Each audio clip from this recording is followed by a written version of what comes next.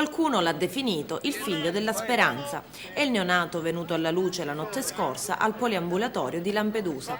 È il figlio di una giovane donna della Siria, salvata al largo da una motovedetta della Guardia Costiera, assieme ad altri 189 connazionali, mentre aveva le doglie. Non c'è stato tempo di richiedere l'intervento dell'elisoccorso e di trasferire la donna in un ospedale perché la giovane mamma aveva già le contrazioni. Il bimbo del peso di 2,5 kg è venuto al mondo grazie all'aiuto del medico e dell'infermiera del poliambulatorio di Lampedusa. Ricordiamo che alle Pelagie manca un ospedale, così le donne in dolce attesa sono costrette a spostarsi a Palermo per partorire.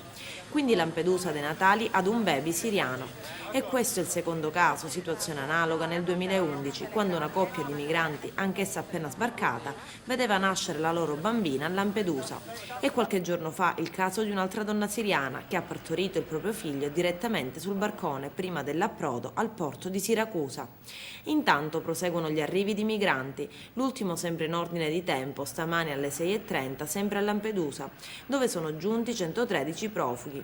Al centro d'accoglienza di Contrada Imbriacola, nonostante i trasferimenti di ieri che hanno fatto partire 190 nordafricani, si trovano al momento 1300 persone, a fronte di 350 posti disponibili.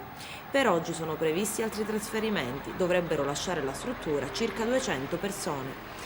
Terra di sbarco anche Siculiana Marina. 5 migranti ancora con i vestiti bagnati sono stati rintracciati dai carabinieri sull'Arenile. I militari sono certi del fatto che stanotte vi sia stato uno sbarco e stanno cercando altri migranti che potrebbero essersi allontanati. Non vi sono comunque tracce del natante con cui gli extracomunitari sarebbero arrivati.